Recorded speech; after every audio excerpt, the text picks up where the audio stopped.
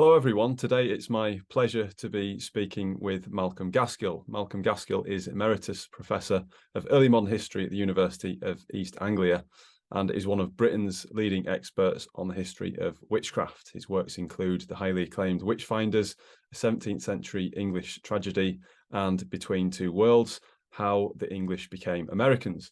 And more recently, a fantastic book which I've been reading called The Ruin of All Witches, Life and Death in the New World, which has received quite a significant amount of acclaim so far. Isn't that right, Malcolm? I read it that it's a Sunday Times bestseller.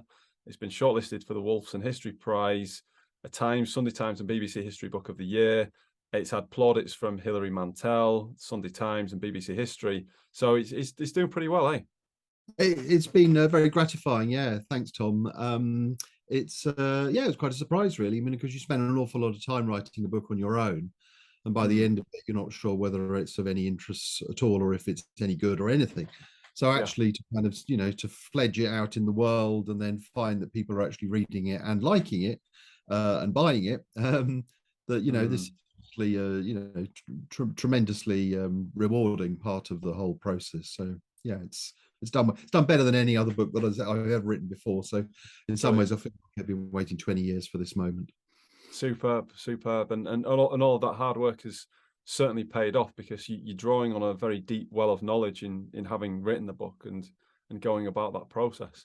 I have to say at the top of the call, because you and I were talking just before we hit record about our previous acquaintance to some extent, and how we knew each other previously in a different context. We were talking about digital archives at the time, things like the State Papers Online and other archives, Cornell witchcraft collections and things like that. And I ran into your book in Waterstones in Harrogate in North Yorkshire, and that's what piqued my interest. I thought, oh, hang on a minute, I know Malcolm, and so picked up the book and gave it a read. And that was great. It was great to be reminded of your work and also to see that. Just in starting things off, Malcolm, what I'm interested to ask and to get into it to start with is looking at witches, because witches is something that is an area of your focus in your research, and it was certainly in your teaching as well. So what was a witch? It sounds like a fairly banal question, but what was a witch, particularly in the period that you cover, which I understand to be the mid-16th to the mid-17th centuries? Yeah, it's pretty much my period, and that's the period in which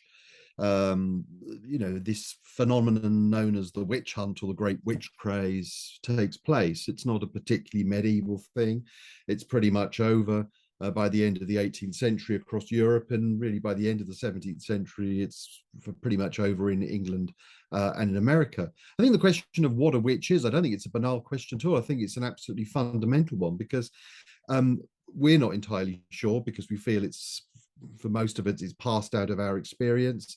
And actually, people in the 17th century didn't really know either. So there were lots of different meanings to witch, lots of different facets to this as an idea. And so that everybody could kind of agree that there was a stereotype witch of the malevolent old woman, and everybody agreed that if witches did exist, that they were human beings who made some kind of arrangement with the devil and drew power from the devil.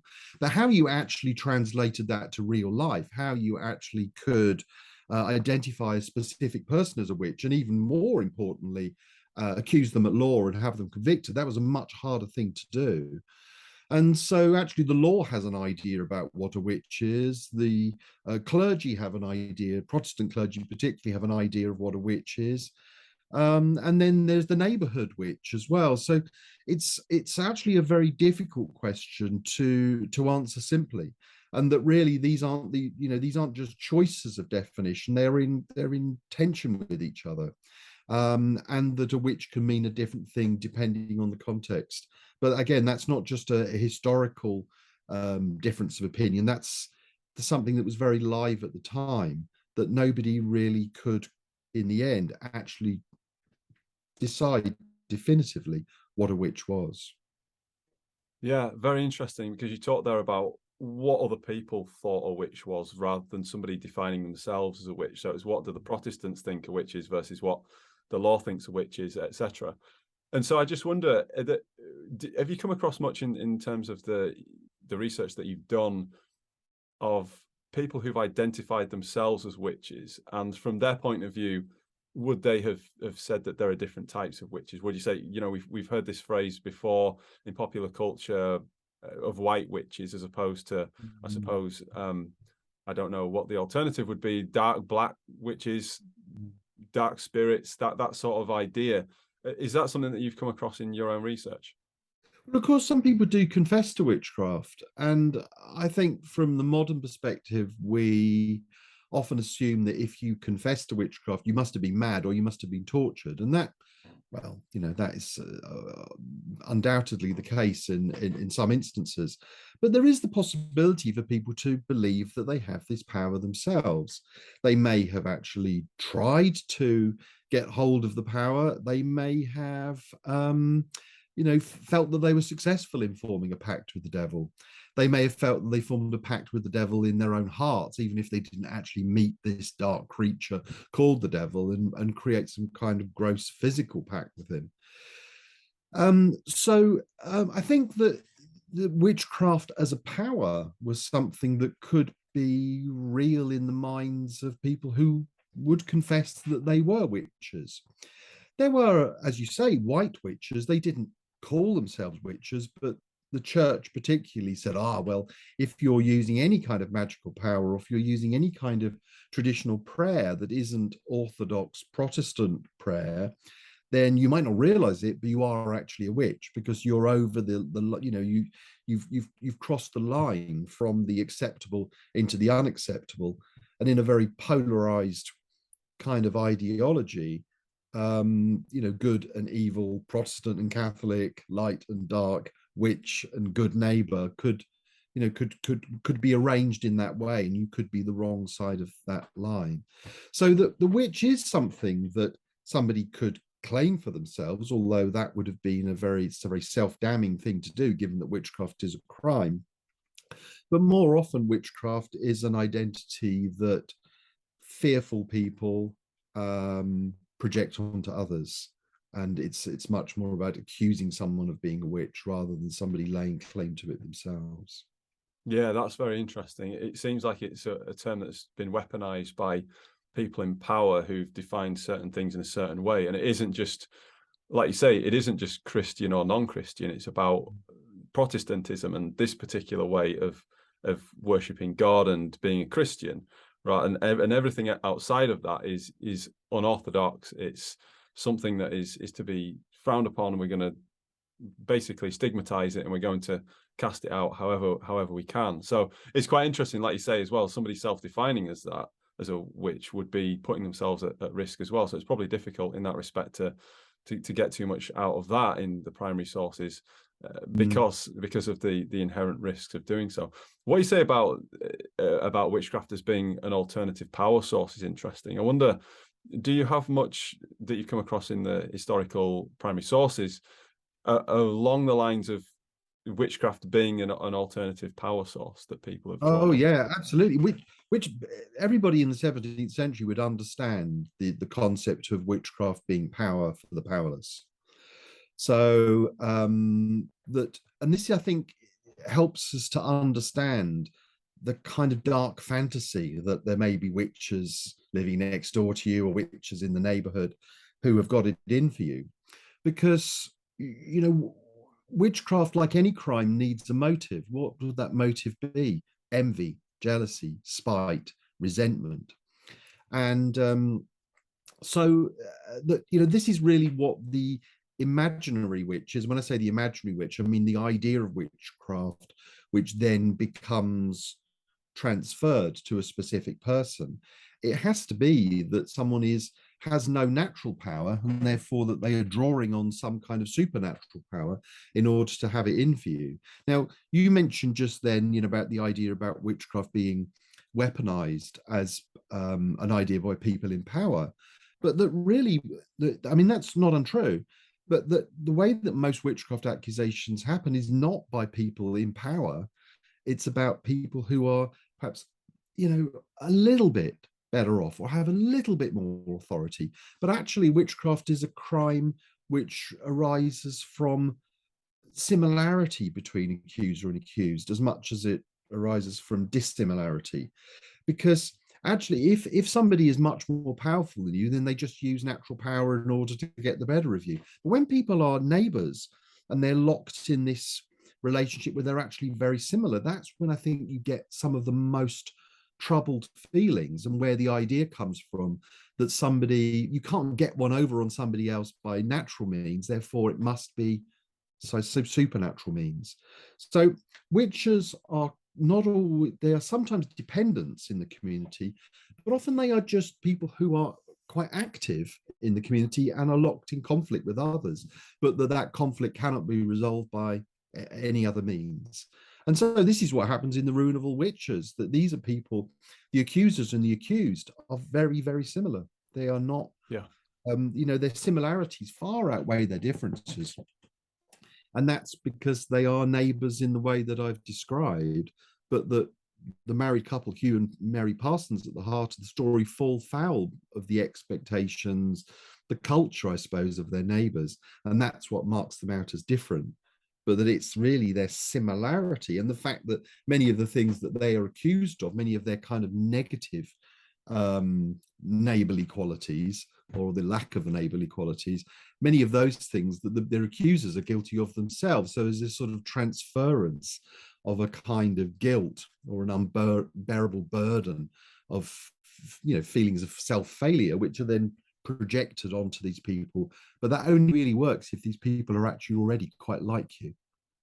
Yeah, that's quite a good point, especially about the power dynamics, because if somebody was that much more powerful, and they have the means at their disposal to tackle you anyway. So that's interesting, and it brings us on to talking about Springfield, the place in which the Ruin of All Witches is set. So tell us a little bit about that, because I'm interested in what you say there about the peer-to-peer relations between those who are accused of witchcraft and the accusers themselves. So how was society structured in Springfield, and how was power set up in that particular society? Well, Springfield is peculiar even amongst colonial plantations. So this is a Massachusetts frontier township in the middle of the 17th century, and it's been founded 15 years earlier by a man called William Pynchon, who's a migrant from England. And he is kind of the center of all power in this place. So in some ways, he resembles a sort of an old world lord of the manor. He's in charge of everything. And he makes this town possible. So anybody that goes and moves there and lives there is in his debt, literally in his debt, because he provides them with all the things that they need to build a life there. So it means that if you've come from old England, which is overcrowded, there are few opportunities to work, there's no land, going to Springfield, Massachusetts is amazing because it's got everything, but it comes at a price. So that there is tension between neighbours because there's competition for resources, but there's also kind of tension with William Pynchon as well, because you can't ever quite be your own independent man in your own independent household, because you're always to some extent in thrall to Pynchon. Now, the thing about this town as well is that although it has godly values, I think this is undoubtedly the case, they are a God-fearing community. They're not quite as God-fearing as some of the others. Some of the American plantations at this time, in fact, many of them in and around Boston, are transplanted Puritan congregations from England, separating from the English church and saying, well, we're going to go over there and live, much more according to our own Puritan beliefs and the Bible than would ever be possible in England. The Reformation is always unfinished business in England, and that these are people who've kind of finally had enough. And so off they go.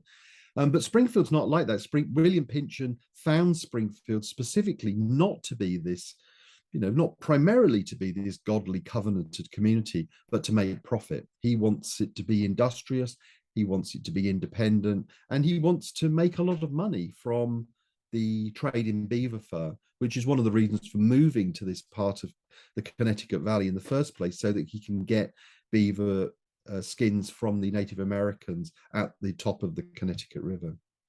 Yeah, that's very interesting. And that crossover between the religious values and mercantilism, if you can call it that, where Pynchon has this desire for commercial success. He wants to. He's a trader. He's doing business. He's there for business. He has a very strong grip on the community, and like you say, that there's all of this opportunity that Springfield offers people in Old England, but it comes at a price. There's something interesting at the end of the book that you mention about this in relation to Thomas Hobbes, who wrote Leviathan around was it around the same period that At the same time, it's 1651. yeah, and you likened Springfield to a Hobbesian sort of setup. Tell us a little bit about that, because I think this idea of order and having somebody kind of look after you in a very paternal way, but it coming at a price. I actually think there's salience to this idea in relation to us as citizens now and the role of government. So tell us a little bit about that. How does this all work in terms of what is the Hobbesian idea in Leviathan, and how does it relate to Springfield? Right. So, because what Hobbes was interested in was the way that, I mean, it's just to put it very simply, is interested in the idea of the growth of the state. And that really, if people are to have freedom and to live peaceably with one another, there has to be within the framework of the Leviathan, which is the state. Now, one of the questions that is uppermost in the minds of migrants to America, as it is to political thinkers in England in the middle of the 17th century, is what is liberty and how do you achieve it? Now, we tend to think of liberty being a much broader and more open kind of freedom than they thought. For them, liberty was a relationship that one had with one's social superiors and with the state defined more broadly. And so that what is, and this is something which has been developing or really hardening in English life for at least a century before, is the idea of a state built upon the law. It isn't just about the authority of a monarch. It isn't just about the authority even of Parliament, although the relationship between the two is extremely important. It's actually about the relationship between the people and government, and that government needs to be consensual to some extent, but it's also got to have majesty, and it's got to have hierarchy, and it's got to have the monopoly of violence, which is essential to that idea of the modern state. And without it, Hobbes said, you have the war of all men against all men, and that you just see little bits of this breaking out in Springfield, because witch hunts quite often take place, as took place in Salem, at moments of political uncertainty, where people actually aren't really sure what good government is, are not really sure whether the law is being applied, or even if the law is actually valid or legitimate. And so it's a wobble. And I think that you do see this in Springfield too.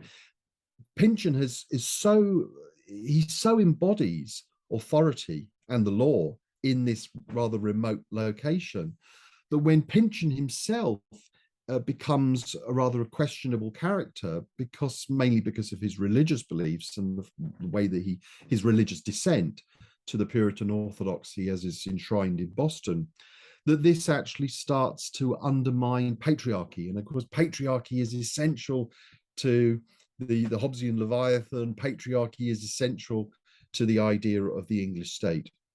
And that really, that again, thinking about this moment of the late 1640s, early 1650s, is that Charles I is executed in 1649 largely because he's a failed patriarch. The patriarchy isn't a monolith. Patriarchy is a form of government. It's a relationship between the people and their superiors. It must be reciprocal. And Charles, by failing in this, marks himself out as a bad patriarch, and therefore he commits a kind of treason against the English people. And you see this all the way down to even quite humble households, including in Springfield, where Hugh Parsons falls pretty much at the same time as Charles I. Now they're 3,000 miles apart and very different men, but in some ways they've both failed at the same in the same expectation that had of men in authority. And in the same way that Charles I lets down the nation, Hugh Parsons lets down his household and his neighborhood, and is reviled in a really very similar way. That brings us beautifully on to talking about gender, Malcolm, because gender seems to be a very, very big theme throughout the book. And questions that came to my mind when I was reading it is what does it mean to be a man and what does it mean to be a woman? So tell us a little bit more about that in terms of those sorts of expectations that were put on people like Hugh Parsons, who was a brick maker and very much necessary within Springfield. People had to go to him to get their bricks, and from what I ascertained from the story, it doesn't seem like a lot of them really want to deal with him, but they have to deal with him. But he seems like a man who's under a lot of pressure that's really bearing down on him because of all these expectations. So tell us a little bit about what those expectations were that were putting him under such pressure, and then maybe move on to talk about some of the pressure that women felt as well, that his wife, Mary Parsons, felt as well, please. Right. So we've got to think about these neighborhoods as political units.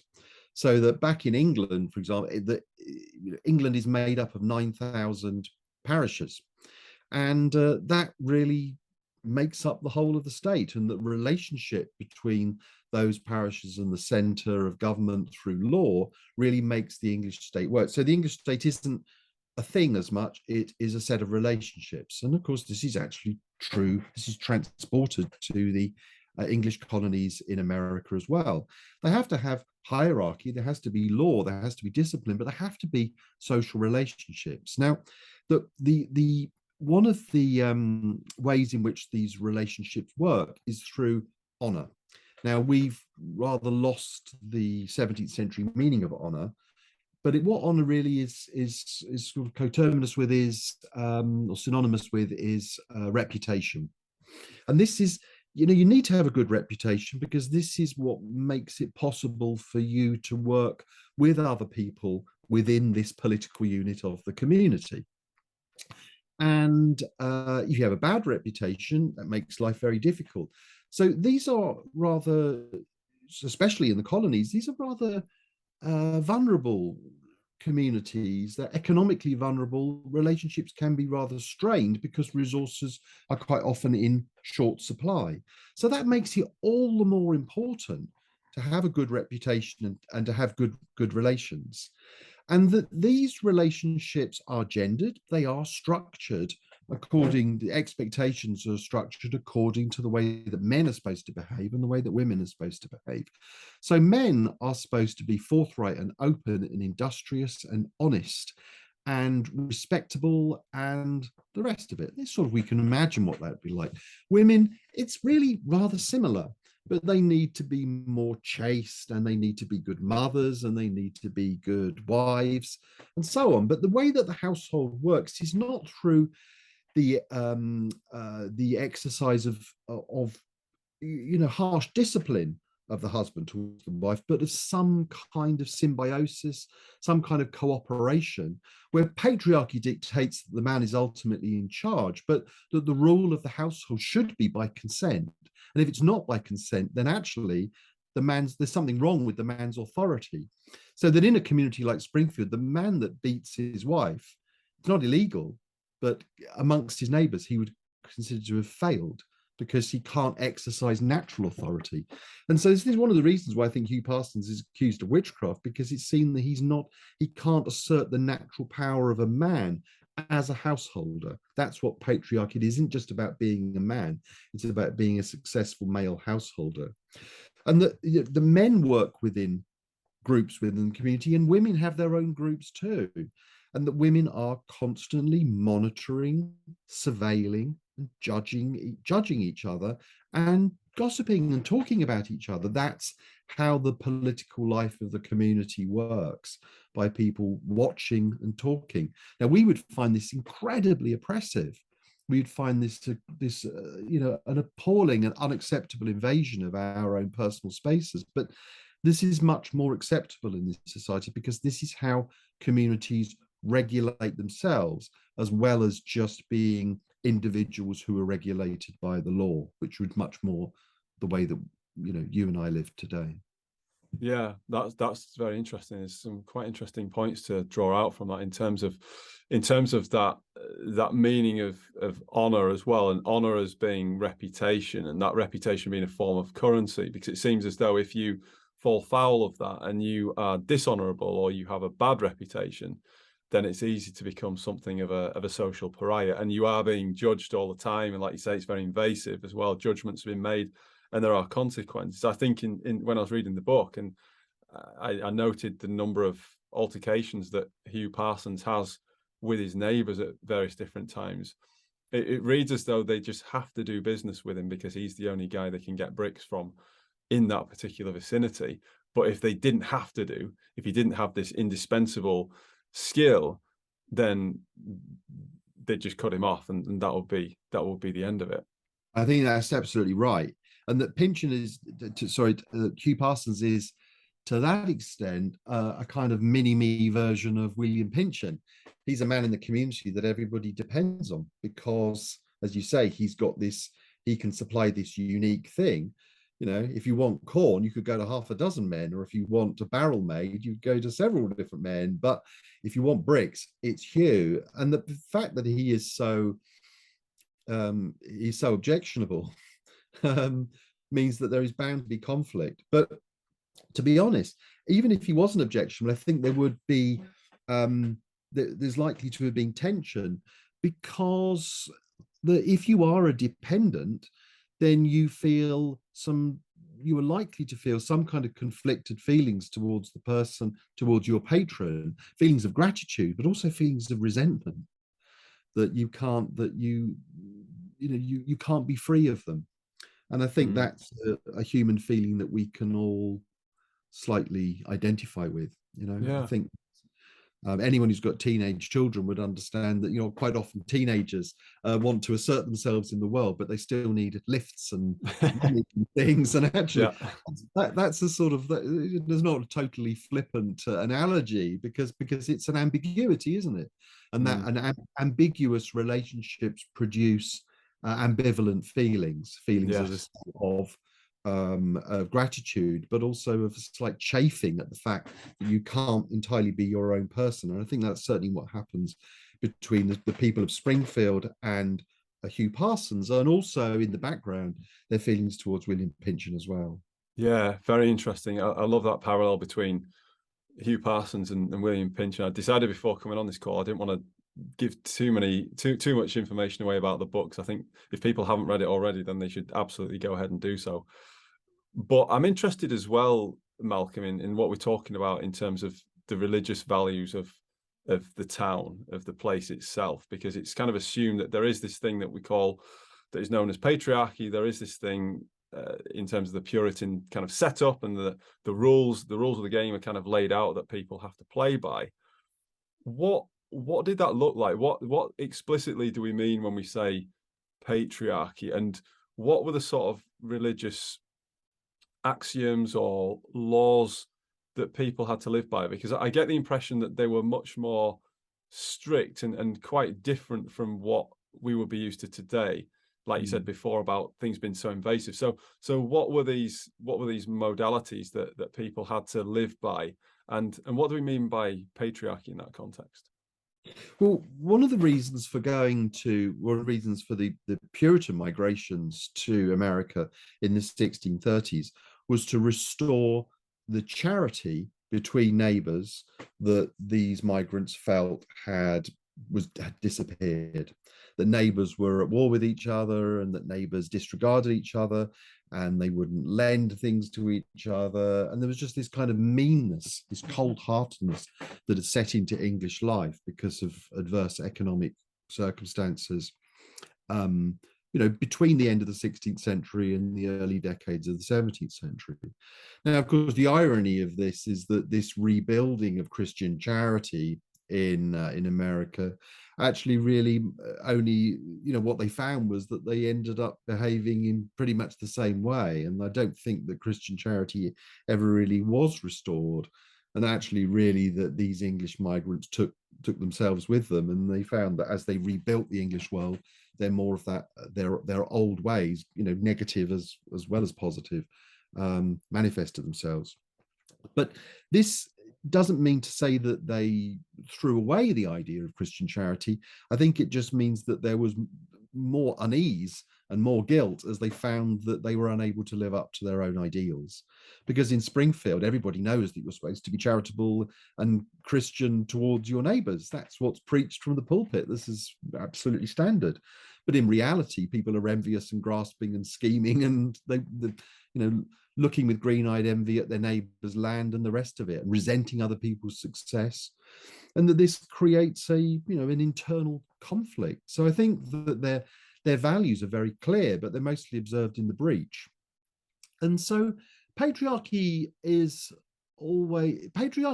something which I suppose I associate more with the politics of the household, and that maybe that Christian charity is something I would relate more to the neighborhood and to the community. But they are, of course, connected because the neighborhood is made up of households.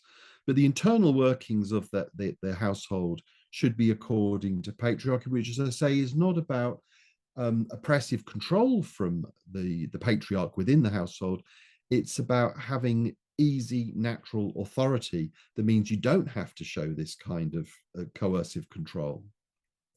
And that within the community, the idea is that neighbors should be tolerant of each other, and that they should work together, and they should be cooperative. And especially in a mid-17th century New England plantation, this is especially important because they are often cut off from other sources of, or they're remote from, not completely cut off, but remote from sources of assistance, which would be usual, say, if they still lived in their English villages, because you could ride to the next village and get something you needed, or whatever, but often they have to kind of rely on each other because they are remote, but that's often difficult because they don't like each other. So that these people this is one of the ironies of this story, one of many ironies, that these migrants are stranded in this little world with lots of external dangers, the weather, disease, hostile Dutch, hostile Native Americans, wolves that prey on the sheep, insects that eat their crops, the rest of it. But actually, the thing that really bedevils them is one another. That's where the greatest risk lies. That's they can't quite rely on each other in the way that they know they should be able to. But they're all to blame.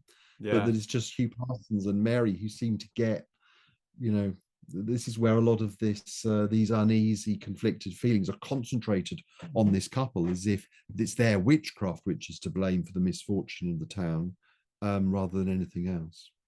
Yeah, that's interesting that they become a scapegoat or a lightning rod for all of these other misfortunes and other people's sense of resentment and jealousy as well. I think you use a phrase, you identify this tension in the book between Christian obligation and thrusting ambition. And I think that's a very good way of putting it, because of course people might have these values and ideals that they purport are theirs and that define their community and are the rules that they live by.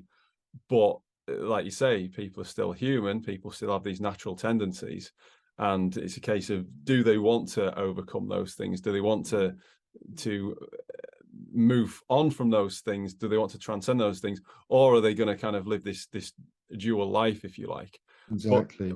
But speaking of duality and deviance, if you could call it that, William Pynchon, talking about William Pynchon's case, Pynchon, like we've already said, it kind of has this almost omnipotent role within Springfield, but yet he isn't by any means omnipotent in the context of the church, is he? Because he falls foul of the authorities and is charged with heresy. So tell us a little bit about that. What is heresy? What does it really mean in this context? And what are the consequences for someone like Pynchon, who is in a very prominent position of power within the town? Yeah, so it's very it's I mean I think it would be an interesting story without the heresy, but I do think there's something about William Pynchon being accused of heresy which undermines his authority and destabilizes Springfield at this time, and I think that makes witchcraft a witchcraft accusation more possible. The thing about the, and this is another irony of the story, that there are that going back to the start of the Protestant Reformation, that this is about opening up possibilities of interpretation of the Bible. So rather than just accepting unquestioningly the authority of the Pope from Rome, this is actually about allowing religion to be shaped by what the Bible says, and by seeking God's approval and God's guidance through prayer. They are the basics.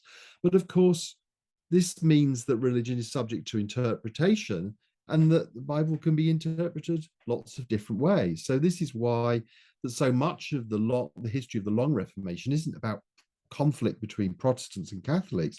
It's about the competing claims of different kinds of Protestant interpretation.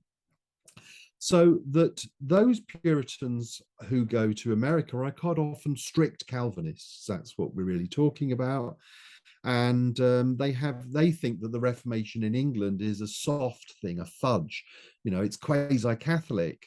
And it's getting worse under Charles I. And actually what they need to do is to go to their stricter Calvinist religion and build on that in America. Well, they do that, but that doesn't mean to say that they don't take with them people who still disagree on finer points of interpretation. So William Pynchon has his own particular ideas about Christ's sacrifice at the crucifixion. And Pynchon's idea is essentially that this was that there was wrath at the crucifixion, but it wasn't God's wrath. It was the wrath of the devil who made Christ resent the fact that his Father was allowing him to die, and that really the reason that Christ sacrificed himself was as a display of perfect obedience towards his Father. Well, this doesn't seem perhaps particularly controversial to us. It doesn't seem particularly important, but in the mid-17th century, this was a significant deviation from the ideas of the the Puritan hierarchy in Boston about really what Christ's sacrifice meant. That meant he was a heretic. Now, the heresy has ceased to be a capital crime. The last heretic is executed in England in 1612.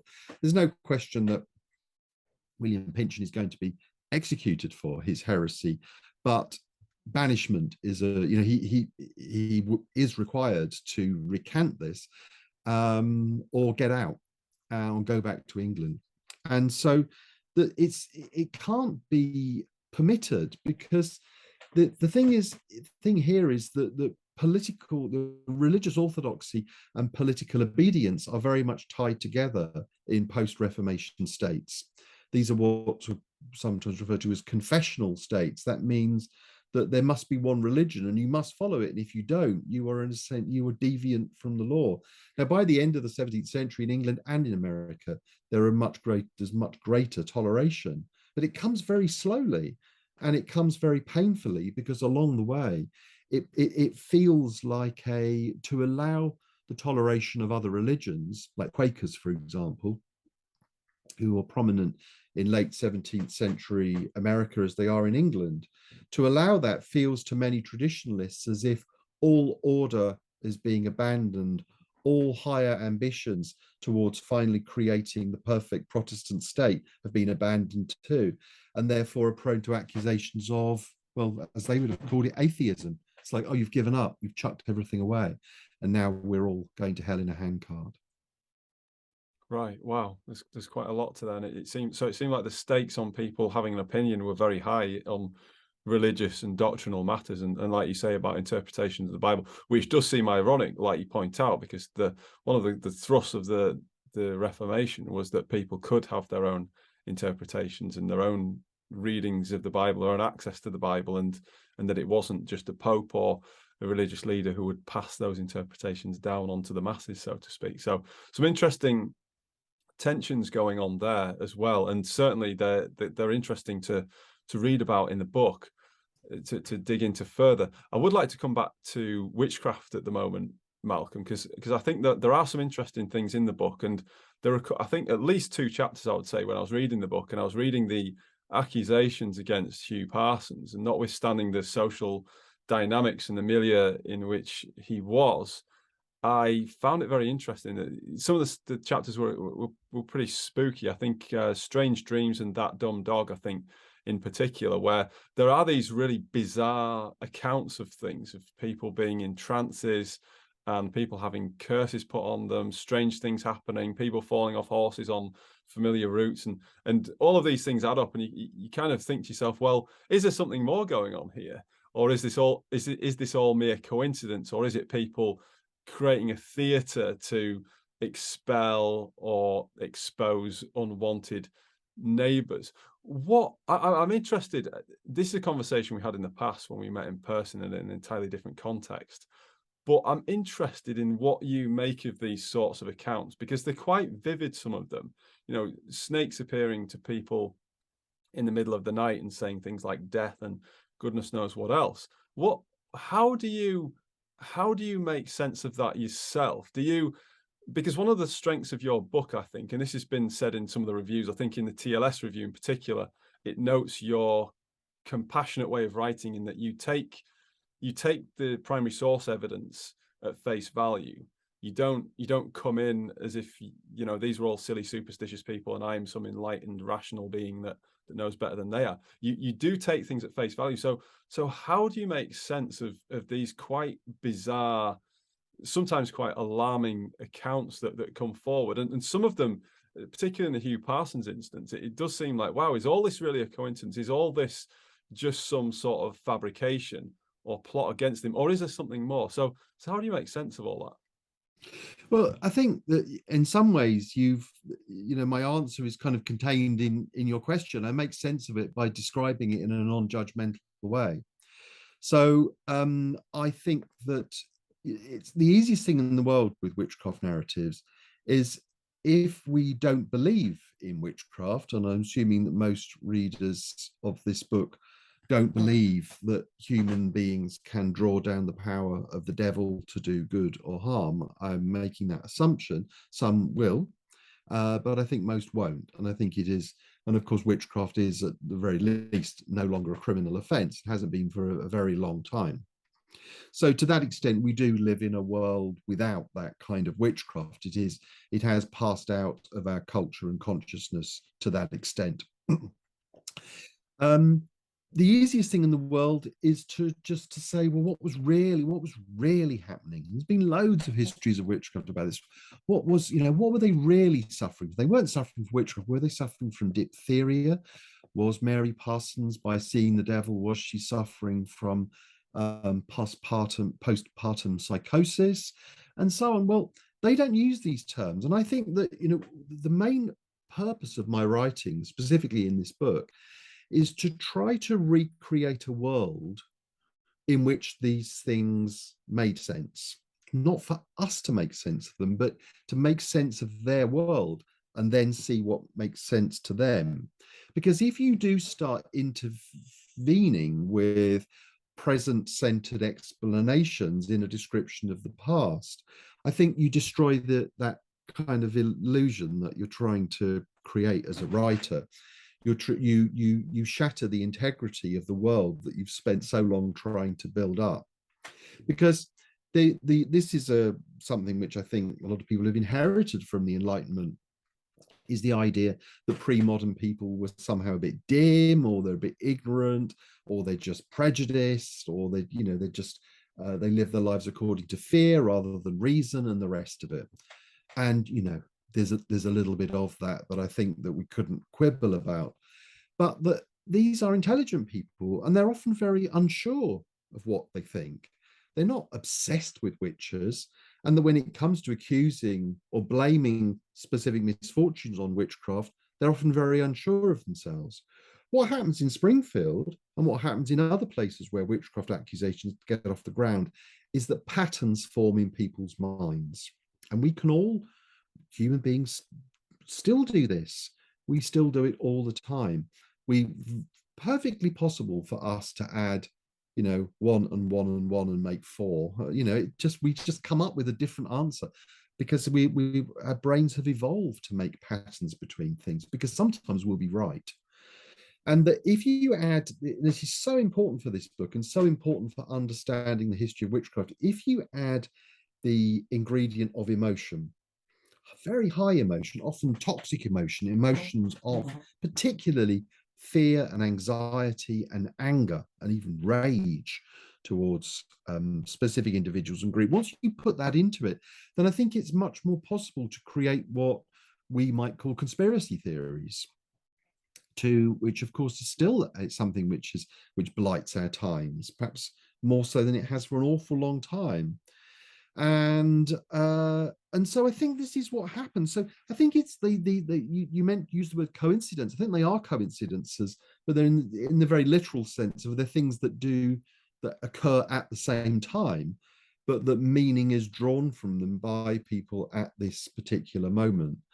Other people, as we discover in the story, when these stories of witchcraft are transferred from Springfield to Boston, they don't mean the same thing anymore, because these are people looking at this in the cold light of day there, and without the emotion, which is so important at Springfield, then actually 1 + 1 + 1 adds up to 3 after all, and it doesn't actually mean quite the same thing.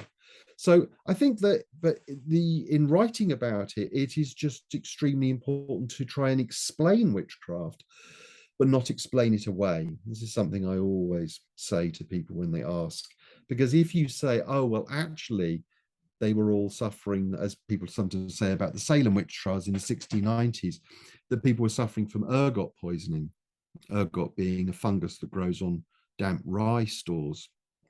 You just explain it away.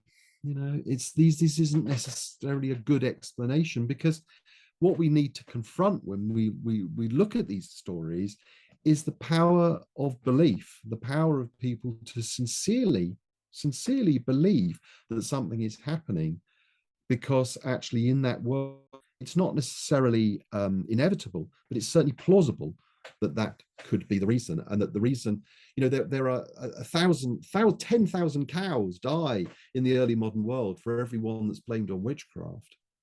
But that's because in most cases, people have a very modern, natural sense of blaming, of understanding misfortune as just being a natural thing, or maybe blaming it on God. But in that 1 in the 10,000 case where it's blamed on witchcraft, it's because lots of different things have come together.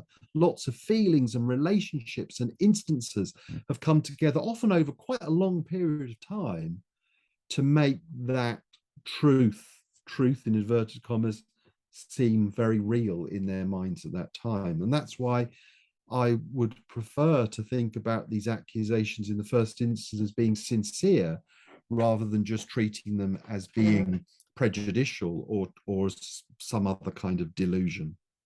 Yeah, that's interesting. And I remember years ago when we spoke previously, you mentioned that when you were teaching at UEA, you mentioned that all of the, if I recall correctly, that all of the history students who were coming in the first year had to do a module on witchcraft. That's right. Because, they still do. Yeah, and because you wanted them to get to grips with reading and studying history at university level.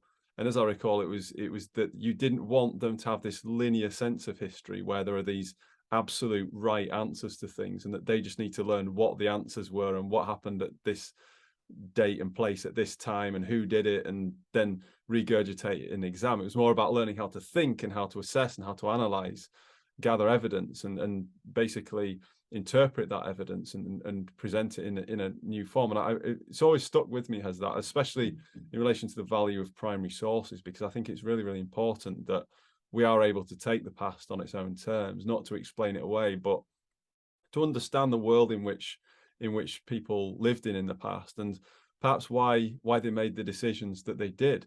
That leads me on to another question, Malcolm, just in coming towards the end of this. I don't want to put words in your mouth, but I almost feel as though there's a moral or maybe morals to your story. Is that the case? And if so, what is the moral of the story? Well, that's a difficult question, but it's an important one.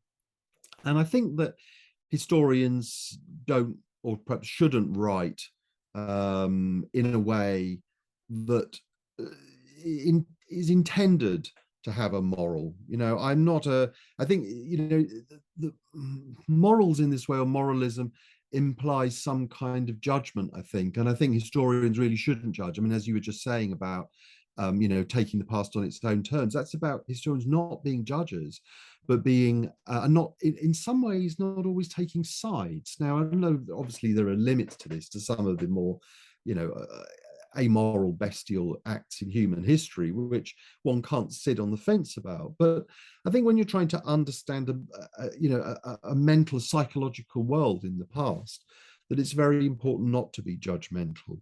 So I think that if there is a moral to be drawn from it, not necessarily one that I intended, but one that I imagine that readers might take from the book, is actually really rather close to some of the morals which 17th century people tried to impress upon one another, which is that this is what happened. Some of these, these excesses of persecution and of alienation and of ostracism take place when people stop looking after each other, and people stop showing understanding and kindness and toleration of those around them. And of course, these are still problems very much for our own world, at the national level, the international level, right down to the level of individual communities, where people might feel very suspicious towards people who are different, or people coming into the community.